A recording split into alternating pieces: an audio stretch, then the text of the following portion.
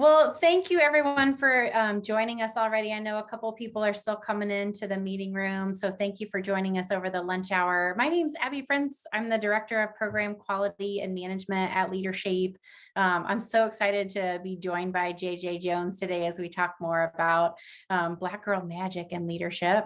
I think this is such a great topic to be talking about at any time, but I'm glad that we're talking about it now, and I'm glad that it comes to us from JJ as well. So if this is maybe the first time that some of you have joined us, I think it's not the first time that you've joined over Zoom, but we like to always kind of share an overview of Zoom and how to use the platform. It's perfectly fine with us if you keep your cameras off and your microphones off during this chat. We'll ask some questions. If you feel like responding to things in the chat feature or asking a question there, please feel that you can do that.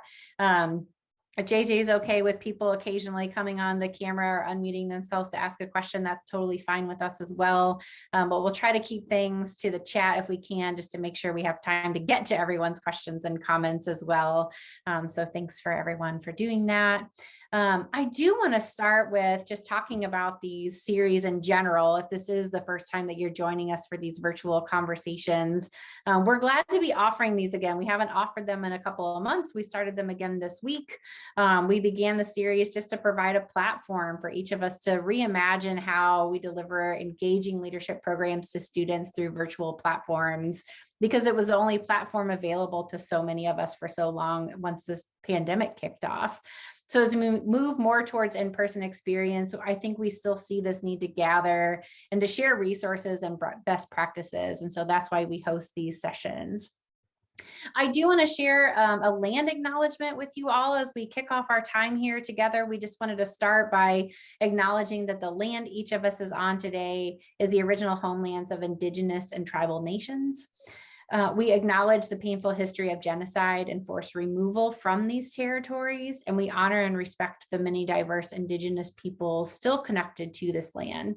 We ask that you please honor and acknowledge the Native and Indigenous peoples from the land that you're joining from, and give thought to your ancestry and the generations that came before you.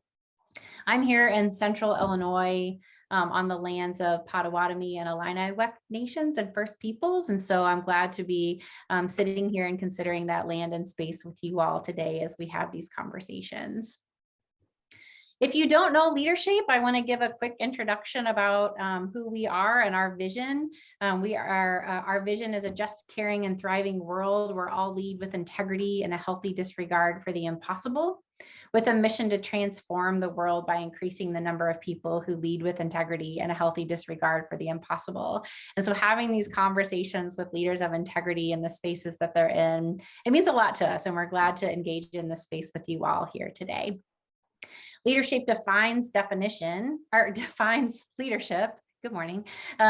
Leadership involves living in a state of possibility, making a commitment to a vision, developing relationships to move vision into action, and sustaining a high level of integrity. Effective leadership takes place in the context of a community and results in a more equitable society. So once again, today we welcome JJ Jones, who has agreed to assist in the facilitation of this conversation. You all read JJ's bio whenever you registered for the session. It's in that Zoom link that you would have registered for to join us here today. But JJ, I wondered if you could just say hello and introduce yourself a little bit to the group. All righty. Hello, everyone, and thank you for being here. I'm a little animated. I'm telling you that ahead of time so you won't be surprised.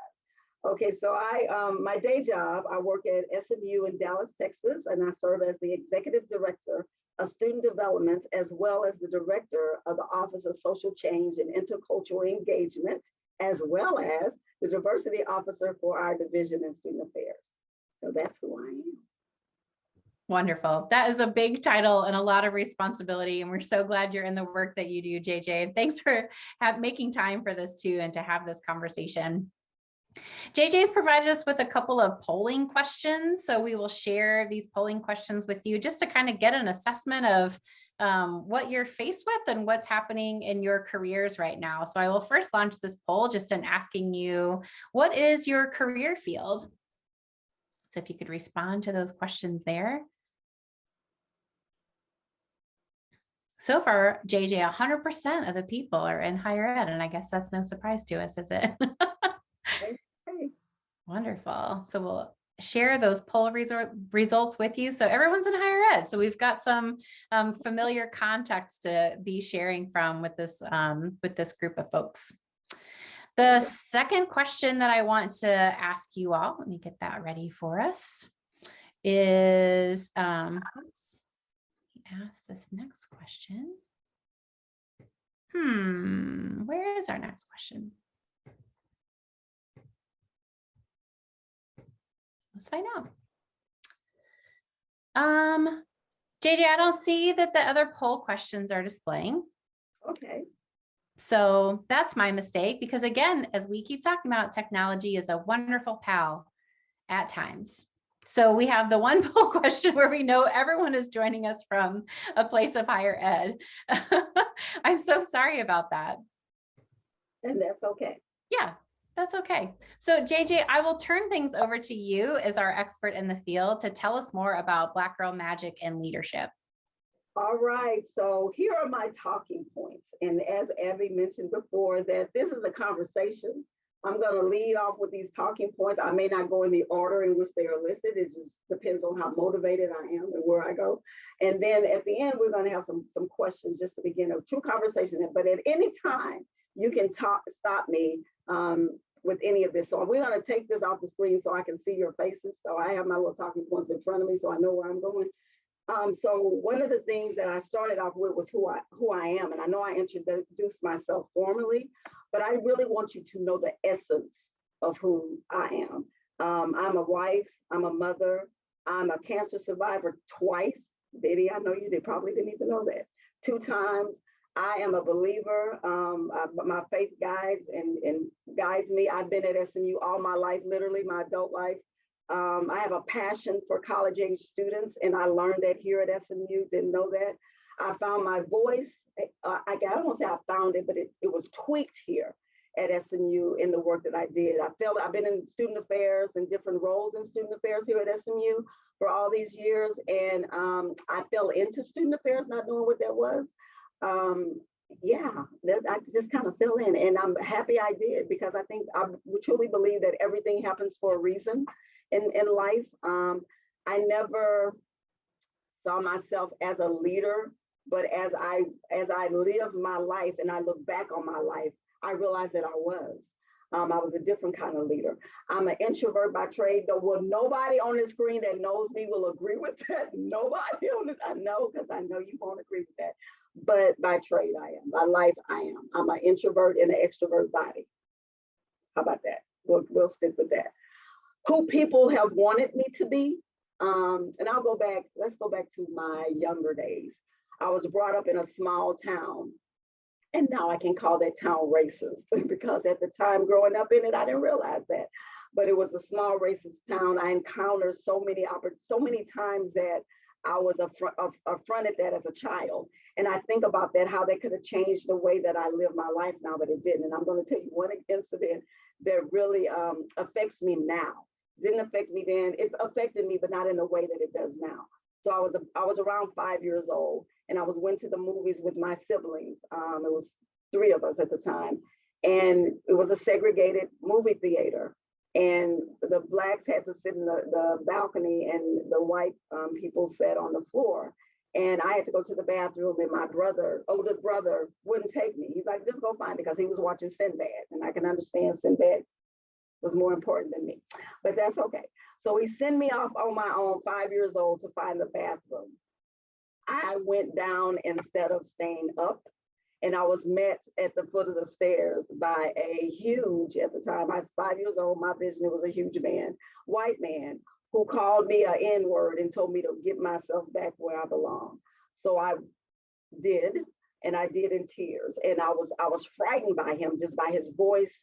Not necessarily what he said didn't register with me, because I was 5, but I did something wrong. I ran back upstairs, used the bathroom on myself, and just sat there frightened for the rest of the movie until my parents came and picked me up. And they picked me up, and I told them what happened. Can't really remember all the dynamics of that conversation, but I think about that now, that I could have been a totally different person. And I do realize that for a long time in my life, that I had a fear of white men. I can say say that now, I did. And I'm so glad Denny Roberts is on here today, because I remember we did a LeaderShape together. And I told Denny he was one of the most real, I can use this term now, woke white men I had ever met in my life. Denny Roberts, that man right there. But my life changed, and I think that not knowing I was a leader, I could have done things so differently, right? So I ended up at SMU just to finish my degree and do all those things, not knowing what student affairs was, but enjoying what I did. And so what I did began to have a name to it, right? It became student affairs. So I realized that I was a part of this. But what I saw in that, I saw a lot of disparities on the campus, not really knowing what I could do with that.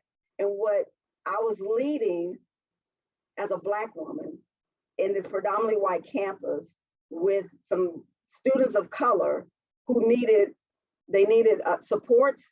They needed all these things, right? They needed all of these things. And I didn't really know how to give them that, but I was giving it to them. So another thing about me, I am now currently in the Student Affairs EDD program. Yeah, I waited till I was 100 years old, decided to go, yeah, I did that. And in that, and I'm so glad my career trajectory was the way it was. I'm glad I did not get a master's in student affairs. I really appreciate that now, because now where I am in my life, to go back and fully understand the concepts of my work that I've been doing is just amazing. But in that class, I found, which is why I decided to do this topic, I was doing some research for this class, and I'd already decided on my dissertation topic, but in this class, I was reading, we were talking about women in higher education. And I realized that there wasn't much about me in the research. And I'm like, okay, where am I? And so my passion has grown for Black women in leadership. And as I read, and I have one of my bullet points is that Black women are sometimes in the role or in these roles, leadership roles, but are invisible. Because sometimes because of where I am, it's hard for me to be able to, not me in general, but to find my voice in a room where sometimes I feel like, I won't say it's imposter syndrome, maybe a little of that going on, but I feel just like there's an expectation of me that people have on me, and it goes to who people want me to be. I think sometimes they want me to be silent. They want to mold and shape who I am and how I lead. And it took me a while to figure that out.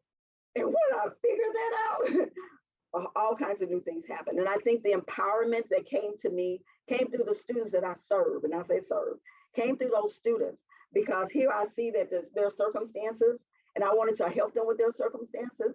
And I wanted them to, and I'm telling them, you need to lead, you need to do this, you need to use your voice, you need to blah, blah. And then I'm like, JJ, you need to lead, you need to use your voice, you need to be all that in a bag of chips. Yes.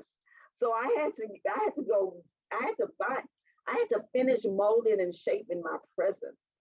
And I'm going to say this, I'm going to give this plug to LeaderShape, because I went to LeaderShape the first time, like in 2000. And it affirmed everything that I believed in. It affirmed who I was, and it helped to tweak that voice just a little bit more. And I was empowered. And the last thing you need is a Black lady in leadership empowered, because you just change, everything just changed.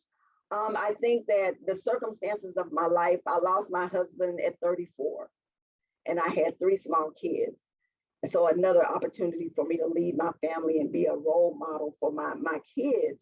And I think that strengthened me. And again, my voice had to be enhanced. I had to be there for them. And so, and I'm doing this, I think I was in grad school at the same time. My kids were highly involved in sports. So just being able to manage all of that. And what I find with Black women, we always are managing all the things, and we do it. And sometimes people ask the question, well, how did you do, when they hear my story, how did you do all these things? I said, I don't try to work around, I work through. So if I took the time to work around and try to figure out how I'm gonna do this, how I'm gonna do that, and not just work through it, and working through it is you just do it. You do that thing because it has to be done. And it's not like it has to be done. It's because, oh, I got to do this. I have to do this. I have to make this happen. And, and I know there's a lot of burden that's put on me as a Black leader. I know there's a lot, like there's a lot of weight. But for me, you know what, you can't beat me. you can't beat me. And that's the attitude that I have, even though some people try to put some shackles on me. They try to shackle me. And I want to allow that as a leader. And I have always had great supervisors, amazing supervisors, until one day we hired that one person that I think they woke up that morning when they came to SMU and said, I'm finna make her life bad. I had never had a bad supervisor. I actually did a podcast on the supervisor.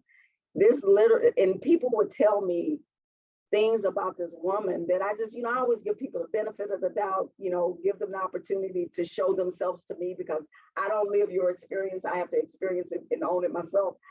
And I begin to see, like, she really is all the things that you say. And she legitimately, and I saw this was racism in the workplace on me. Like, she legitimately had a thing about Black women leaders, and she tried to dismantle my leadership. She tried to do that. Like, she legitimately tried to dismantle everything that I had done. And I even had people from different areas within student affairs going to human resources on my behalf. They were going to human resources, and I told them, you don't have to do that. And this is how I believe. This is some power and strength of a Black woman. That resiliency that Black women have. We have this true for real resiliency. And I hung on to that. I said, I will be here when she's not. I said, because you can do wrong all day long, but at some point it's gonna catch up with you and you will be checkmated. I guarantee you. And I told her, we had a frank conversation, because I just shoot straight. And I told her, exactly that. I will be here when you're not here.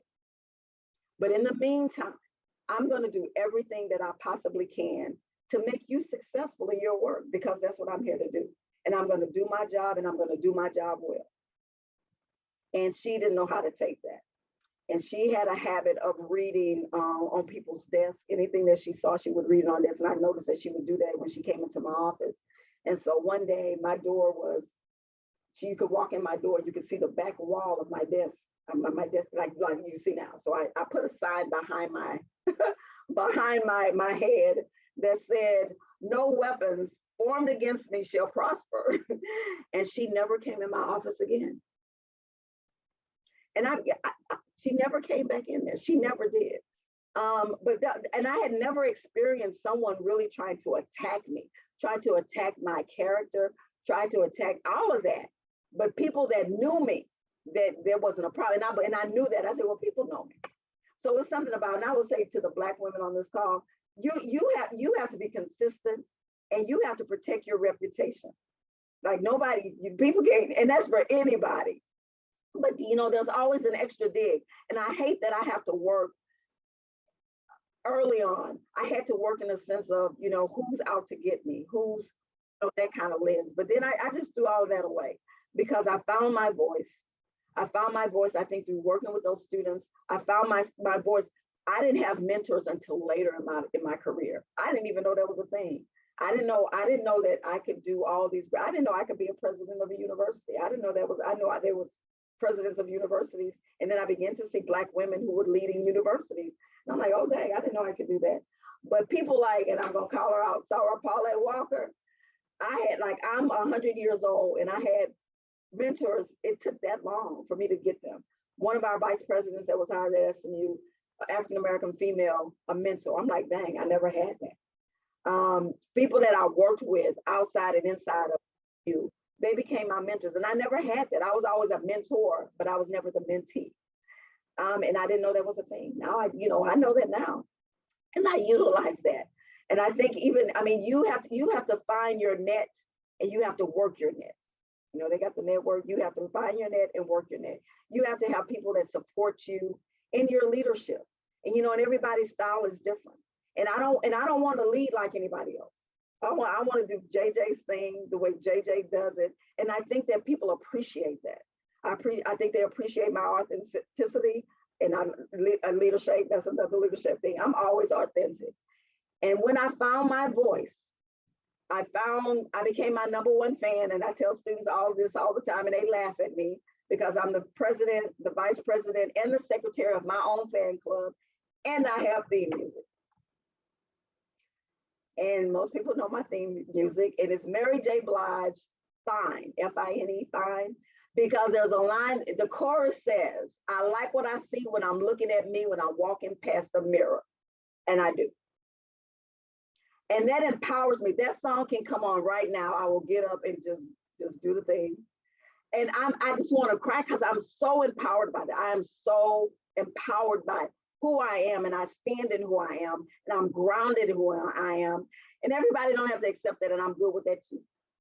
I'm good with that too. I'm not looking over my shoulders. I'm not looking on the sides of me to try to see what other people are doing so me to mimic that.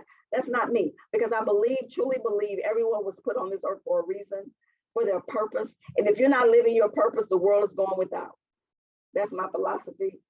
I believe it, and I'm sticking to it. Okay, I think I did all of okay, the struggle is real. My talking points. The struggle is real if you make it a struggle.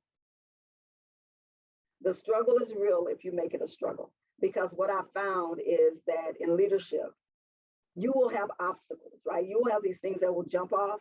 But for me, all of those things are opportunities for me to learn and get better. So it may be, no matter how bad it is, how messed up it is, it's always an opportunity for me to read that thing differently, for me to get better. So I'm going, okay, because it's for a reason. Okay, what's the reason? What am I supposed to learn out of this? So I'm looking for the learning opportunity and everything, all the obstacles that come my way. Because again, there are opportunities. I'll call them obstacles so you can relate to that, but there are opportunities for you to better your life. If you get to the point in your life that you can't learn anymore, you know it all, you got that all wrapped up, it's time for you to get on, go on by you need to go. Because I am always learning, I am always increasing. I surround myself, my team, with a bunch of people that know more than me because I want to learn from them. I want to learn from them. I don't want them to think that I have all the answers, because I don't. And a part of leadership is being able to own that you don't.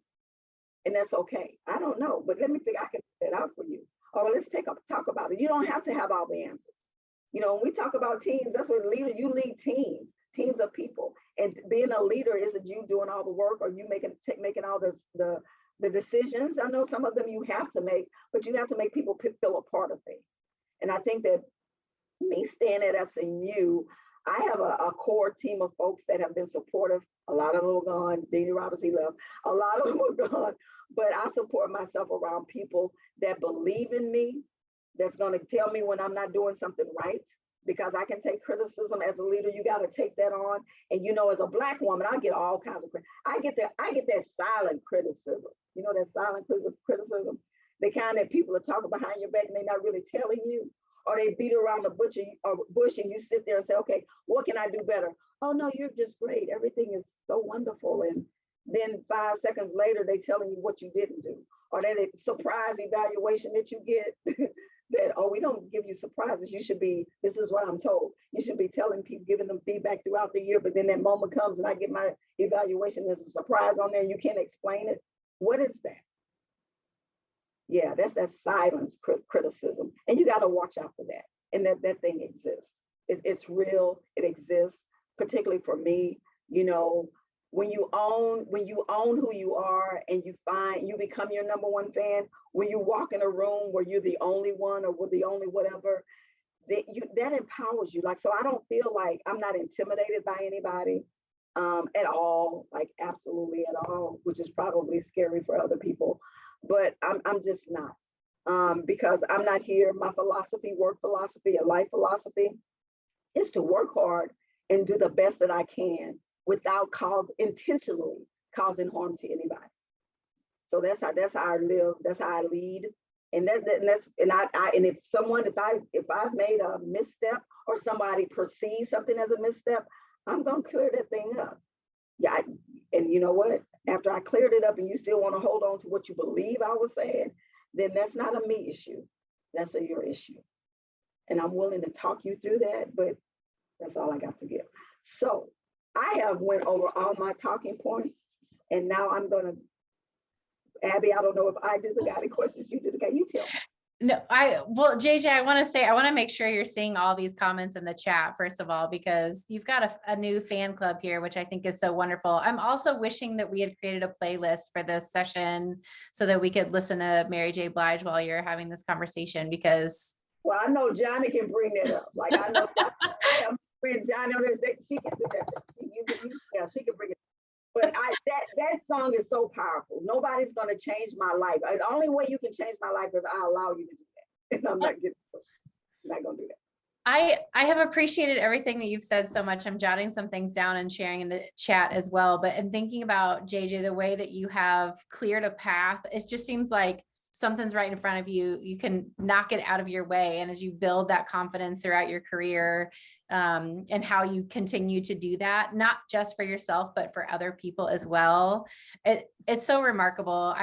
I feel so lucky to know you and to be in a community with you, but watching you do those things for other people as well, it's wonderful. I'm sorry that you've had those instances that you can talk about here, and those situations of people who have kept you from shining brighter. And I think those examples and what you do with people who then report to you or in your mentorship or are in the teams that you work for is the opposite of that, which is so wonderful to see the way you're supporting other people and helping them in their career paths as well. So thank you for that work that you do. Well, thank you. Thank you. Yeah. I know that you do have some guiding questions to share with folks too, but I want to make sure that you saw some of these comments that people were sharing in the chat feature. So I hope that you have seen those things too. But I have your guiding questions up on the screen if you want to share these with folks too, so we can have conversations about those. Yes. So, and this is, I want people to share yourselves, and this is a conversation. So just unmute yourself and we'll go one question at a time so we can capture people's thoughts on each of these questions. But the first one is, how comfortable are you with being you? Antibody.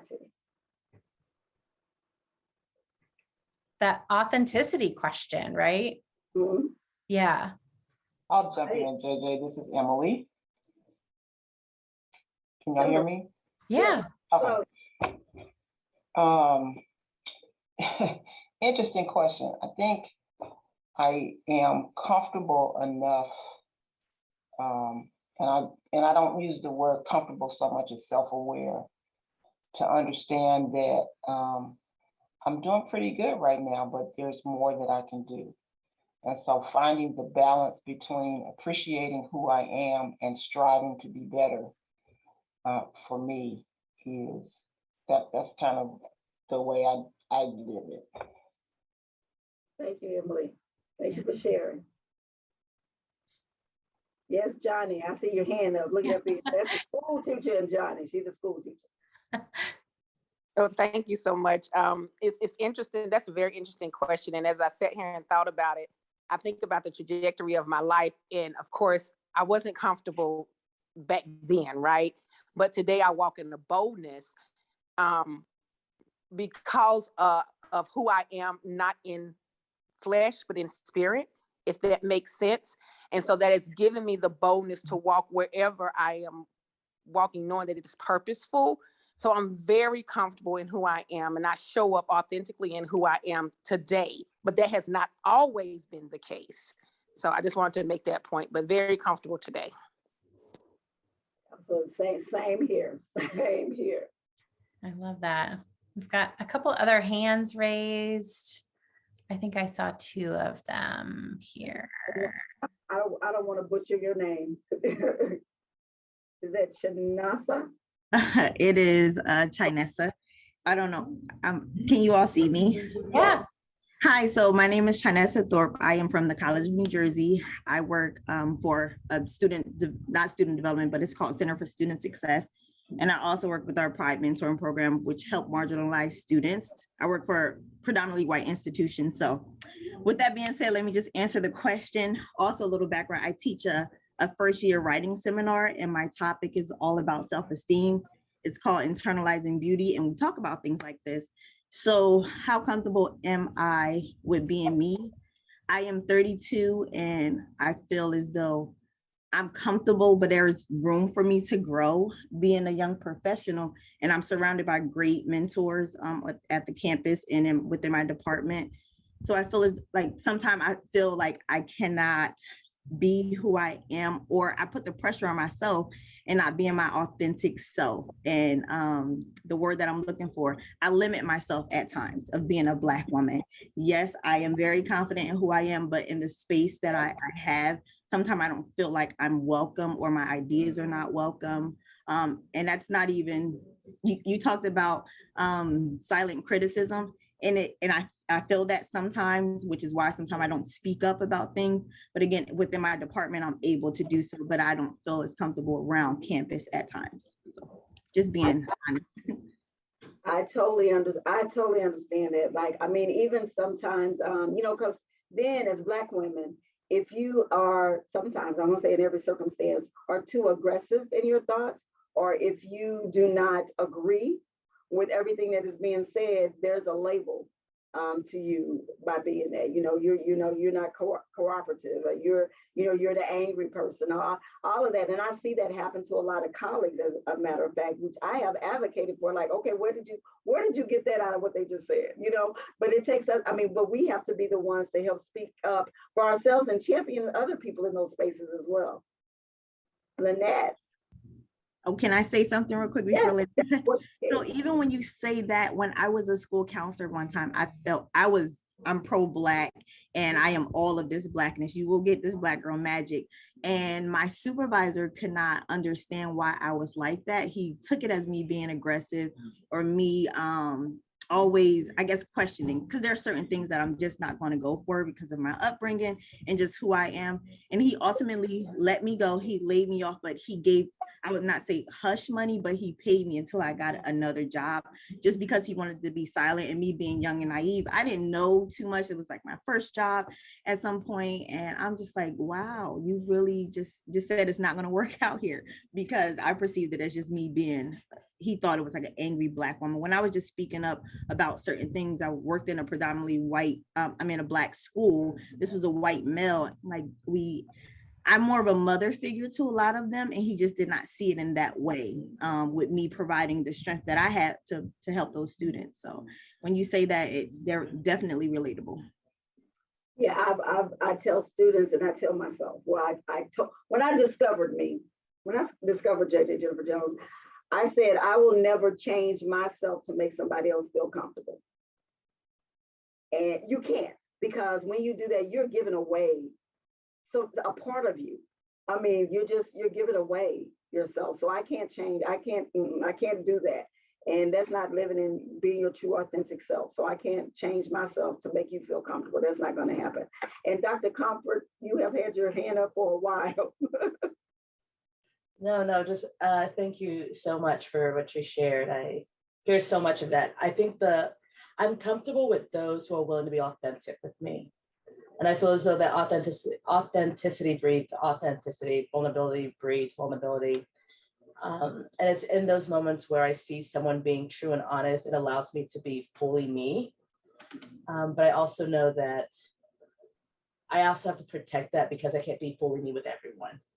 Because I feel as though I might burn myself too much or get too exhausted, and then have to go back and say, oh, I meant this, and have to go back and correct that. But it's with those that I find are truly authentic with me, those relationships and my ability to grow and be fully transparent and honest and work to my full potential, that's when it's at the greatest. Thank you for sharing that. Lynette. Good afternoon, everyone. I am so excited about this conversation, and working with Chinesa, I wanted to share a little bit as well, as I am a very seasoned professional. I've been here at the College of New Jersey, which is also formerly known as Trenton State College, since before the name change. I've been here almost I'm in my 26th year now. And oftentimes, along with what Chinesa shared, I think it's about the culture of the campus. I think that being at a predominantly white college campus, we are seen when we need to be seen. I often asked out loud, why all the Black and brown people only get to be on the Martin Luther King Day celebration committee? or any other of color POC kind of situation. So oftentimes when the question is asked about how comfortable am I know that sometimes I have to talk lower, talk softer. I walk with a big stick personality. When I come in the room, I know that I have a very big personality. So I am always cognizant about the perception that people have of me. But because I've been here so long and because I'm on the other side and looking at retirement soon, not real soon for my colleagues that are on the call, but enough about it. But I'm at a point now where I feel like anything can be said. It's about the way you present it. I haven't always been comfortable in my skin. I have had points where I felt the imposter syndrome, and certainly my earlier mentors have shared with me things that I did not think about myself. I am now the older mentor, so I have felt my growth. I know that there are still so many things that I'd like to do.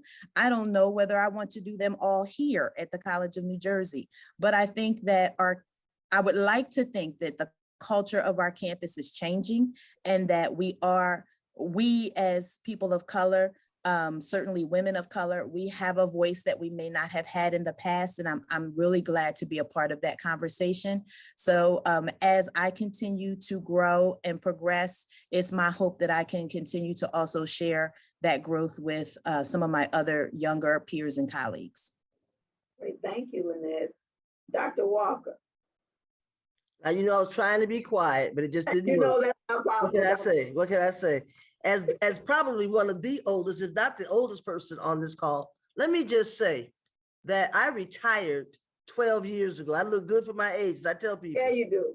But I wanted to say to those who are having difficulty with being comfortable, two things you need to learn how to do. One is navigate the system, and second is code switch. And we can talk about that later, because we code switch all the time. And you learn how to navigate the system. That means that you are always going to be you, but you put the ownership on the person who's having the difficulty with you. You say to them up front, this is who I am. Now, that's too much for you to handle. I need to know that up front. Otherwise, and I'm going to say this to both Lynette and to Chinesa, I hope I said it correctly, Chinesa, you don't need to change. You don't own it. They own it. So you're being authentic, but you have to learn how to navigate the system and how to code switch. That's it. I promise I'm gonna be quiet the rest of the time. I promise. No, Dr. Walker, you are not allowed to be quiet. Anybody else with this question? All right, well, we will go to the next one. What are some challenges Black women face in leadership roles? Hi, this is Amber Holton Thomas, she, her pronouns. I'm here with my daughter Winter, so I figure the earlier I can get her learning, the better. She's 1 month today. So I would say some challenges, I almost think there are a couple of layers when I think about challenges. So one, of course, just the pressure to be everything to everyone all the time, no mistakes. And then the second thing is just the added, I think the added expectations that you can take on more than anyone else can. So I am in my first year, it'll be coming up July, it'll be the end of the first year of my role as a director of a new department. And just feeling like nothing can fail, like everything is a glass ball, so I think that added pressure. And then on top of that, of course, I'm on maternity leave right now. And I decided to take the full 4 months, and just thinking about and sharing with other people, like, should I have taken that long? I'm not sure, but this is the only time. And probably our only one. So just figuring out how to deal with that, just other people's perceptions of like being gone for an extended amount of time, although I've never taken vacation except maybe 2 official vacations. So, no breaks in between new jobs, things like that, where it's difficult to actually say it's okay for a break and that people will be fine. So, so I would say I'll start there with some of the challenges I'm facing. Yeah, that is a grand challenge of thinking that you can't be away from because people are looking at you a little bit harder than they are other folks. But again, you have to take care of you. I mean, I think about, other folks have the ability to do things that sometimes we feel like we don't have the ability to. And I think sometimes that's just us in our heads thinking like that. I mean, you may be in there may be situations where people are looking at that like, absolutely, you was gone 2 days 5 months ago and you want to leave again. There may be those people, but sometimes we put those things in our heads. And it's a worry that, and I think about this now, being 959 years old, if I knew half the things that I know now, some of those things that I worried about that was just occupying space, like it was just taking up a time in my head that was unnecessary. I would have found myself a long time ago. And I try to even with my children, I have a daughter. I try to instill that into her now. I mean, you're majoring on the minor. Like, why you worried about that? And I know that I can say that from the lens that I am now, but I just try to get her to think about, don't worry about those things. I mean, those things that you have control, but those things that you don't, you can't spend your life worrying about it because it stifles you, it hinders you, and you don't know, you may be less productive because you're in the mode of trying to figure out, should I be here, should I not? You're using too much of your energy to worry. And that's when you worry, that's just messing up your imagination. Like it just interferes in you being creative and being able to use your imagination. So, but I feel you. I've been there as well. Emotional capital, you got that right. John just said emotional capital. I believe we all own our own emotional capital, and you just don't want to get this stuff out for free.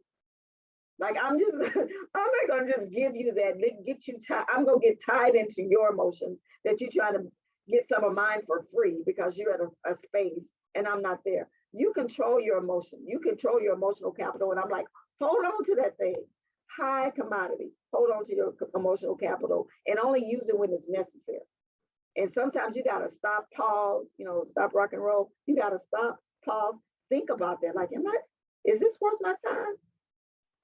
And if you really dissect that thing for that moment, just take an extra moment to dissect that thing, it probably isn't.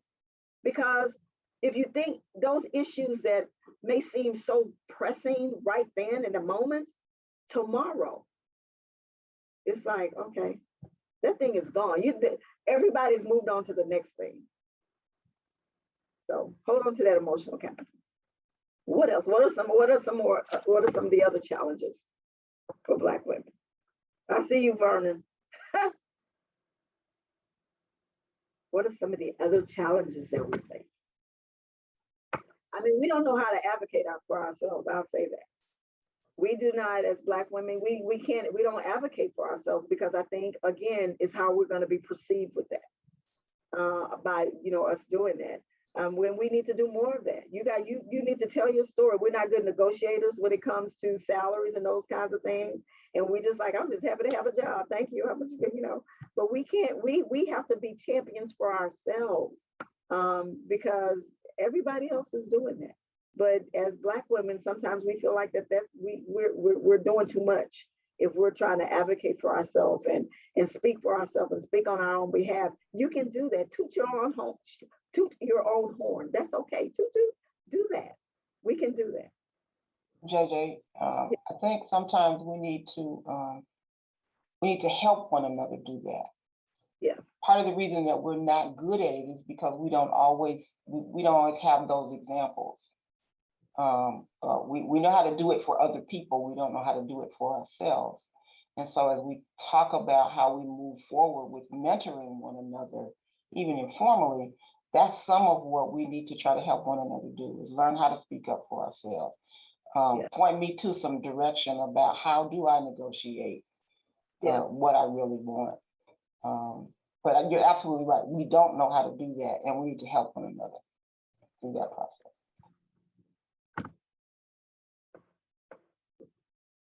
Dr. Comfort, is your hand up again, or it's from there? It is. It's kind of going into navigating, how to navigate those changes, how to navigate and promote that, but not appear angry or ungrateful for what we have. It's like, how do I want more and know that we have a different perspective that is needed and valued, but also not seen as, but do you really? I don't know if it's imposter syndrome still or downplaying something, but it's just that concept of navigating we want more, but I'm grateful for what I've had. Yeah. Martha says to nominate Black women for awards, recognitions, and funding. Yes, that's across the board. We do not do that because some people, again, we don't like to toot our own horns. And if we nominate ourselves, there's a stigma against that. But people are doing great work. Black women do a lot of great, wonderful things that people don't even know about. We don't even express some of the things that we do. And I am a victim of it before anybody say something. I'm a victim of that. That we just, we do the things that we do because we're passionate about what we do, and it's not for the accolades that come with that.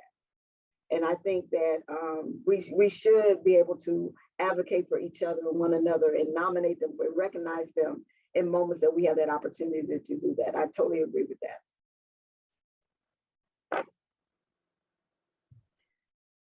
I see Dr. Amber has shared another challenge in the chat too, right? Just in asking for help and what that looks like, right? That we take on so much, or Black women take on so much, and then don't feel like they can ask for help because of how it might undermine your worth. Yes, or in saying no. Yeah. Yeah, that one right there, I had to work on that. Like I had to really, really work on that. And then I don't think and I don't even think it came from a lens of people thinking that, oh, she just, why is she saying, no, you need to do this because you need to do that? It's because I don't want to let someone down. And I think that, if not me, who's going to do that? Mm-hmm.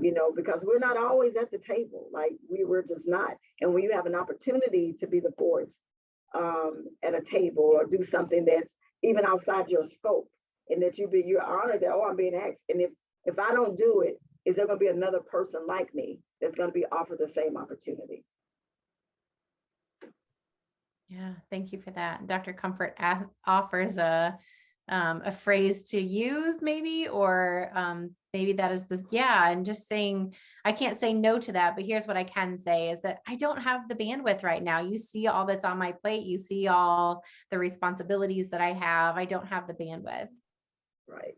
Mm-hmm. I don't have the capacity. Johnny shared that one too. Thank you for that. Yeah.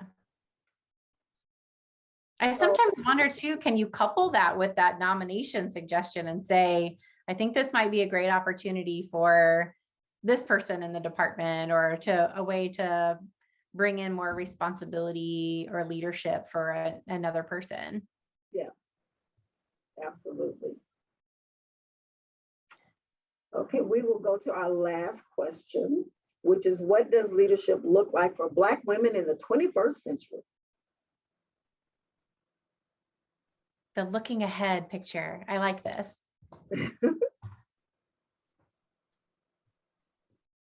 Oh, I like this phrase. We may need more infrastructure to do this with excellence. Ooh.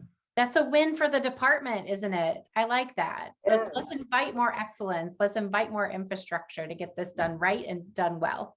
I love it. That's great. It's like we have a PR team right here, right?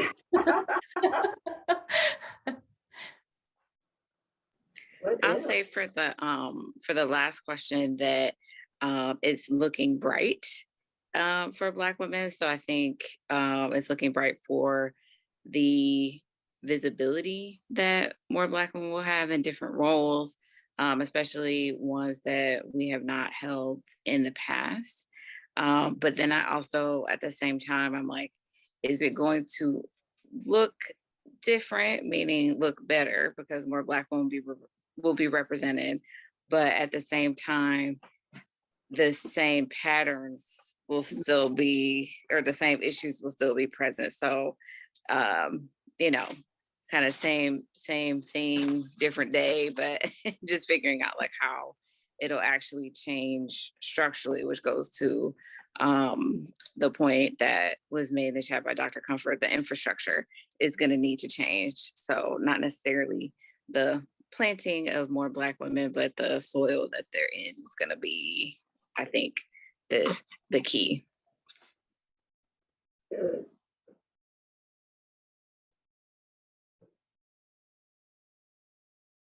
Anybody else? Dr. Cruz-Craig. Yeah, I totally agree with everything that's been said about the infrastructure, and I do agree that it's looking bright. I think that it's propelling upon us, honestly, in regards to Black women in leadership.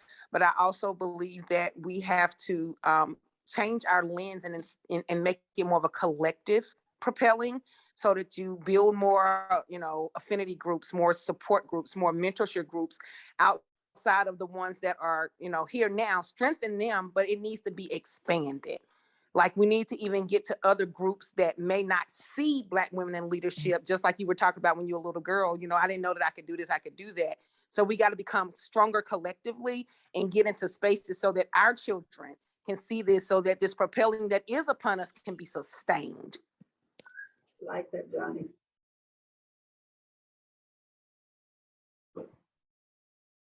I like that too. Yeah. I wanted to share too, as we're sharing the ideas and just reading what's in the chat and what people have shared too, that we are recording this and we will make the link available to the session by early next week. And so if this is something you want to watch again or share with other folks that you know, or that are asking these same questions or searching for these answers, that I hope that this is something helpful for others that you're connected with as well. Yeah. Any other responses? I don't want to cut that conversation short.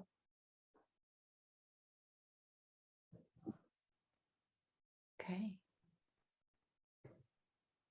Fantastic. Well, as I said, we will share this to our YouTube channel. We'll share those links out with everyone who's registered for the sessions. We do have other sessions still taking place tomorrow and Friday for leadership educators around the topics of preparing young leaders for the college spaces that they will be in soon, and then leading over virtual conversations as well. So Martha, I just saw your post here in the chat too, and thinking about department chairs, deans, provosts, and presidents in units where Black women haven't been the leader yet. So maybe making some inroads into those spaces, and maybe it's sharing the link to this recording with those folks as an invitation for conversation too. I do want to share, and JJ, thank you for this. Thank you for inviting us into this conversation. Thank you for the ways in which you bring us to be connected in these ways. I think I know I've said this before. I appreciate your leadership. I appreciate the ways that which you invite people into the conversation in a way that is so warm and welcoming. I'm so glad to know you. I'm so glad that you're in this leadership community. Thank you for welcoming all of us into this conversation as well. No, thank you for the opportunity, and thank you all for joining. You warmed my heart. Diddy, it was just like, I haven't seen him in like 100 years, not 100, but 50.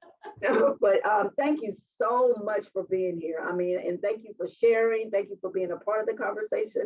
This is great. And don't stop now. Black Girl Magic rocks. Keep it rocking, and find your theme song. Well, we're going to play that theme song here in a couple of minutes, but I do just want to share, if this is your first connection to LeaderShape, we have lots of ways where you can connect with us. These are some of the programs that we offer. You can learn more about that on our website at leadershape.org if you'd like to know a little bit more about us. These conversations will continue to be free. If you'd like to make a donation towards LeaderShape, please feel welcome to do so. We invite you to do that. If you share in our vision of a just just, caring, and thriving world where all lead with integrity and a healthy disregard for the impossible, then there's the information for you to make that donation if you would like to. But otherwise, I just want to thank you all. Thank you for this time here with us today and having this conversation and the sharing of ideas and supporting each other in this work as well. So thank you for that. I will, we're stop the share so we can just see each other's faces now. We have a couple of minutes still if anyone wanted to ask a question as we wrap up our hour here together.